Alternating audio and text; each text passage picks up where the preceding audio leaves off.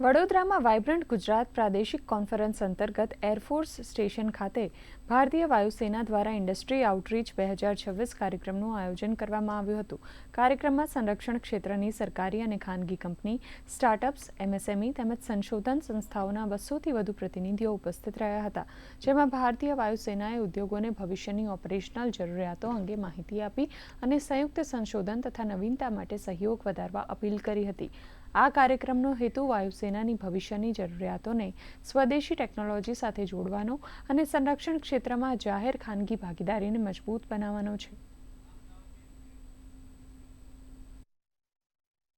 हमने बेसिकली इस इवेंट का उद्देश्य है कि इंडस्ट्री को ले जाना और उनको दिखाना कि आप जो भी गवर्नमेंट ऑफ इंडिया के डीएनडी प्रोग्राम्स हैं, चाहे मेक में हो, आईडेक्स में हो, रेवेन्यू में हो, टीडीएफ में हो, जो आप भारतीय वायुसेना की ज़रूरतों के लिए बना रहे हैं, तो आपको पता होना चाहिए कि भारतीय वायुसेना किन परिस्थितियों में ऑपरेट करती है. तो आप हमको अच्छा प्रोडक्ट बना पाएंगे जो हमारी रिक्वायरमेंट को अच्छे से सूट करेगा. એ લોકો ઇન્ડસ્ટ્રી પાસેથી શું સોલ્યુશન એક્સપેક્ટ કરે છે, એ લોકોના વેરિયસ જે પ્રોબ્લેમ સ્ટેટમેન્ટ છે એ અમને એ લોકો સ્ટેટ કરે છે અને એના અમે કયા સોલ્યુશન્સ આપી શકીએ છીએ, કઈ રીતે એના પર કામ કરી શકીએ છીએ. એન્ડ જે ઇન્ડસ્ટ્રી, કમર્શિયલ ઇન્ડસ્ટ્રી અને એરફોર્સનું ભેગું એક प्रोजेक्ट है एंड सॉल्यूशन મળે એના પર અમે काम કરીએ.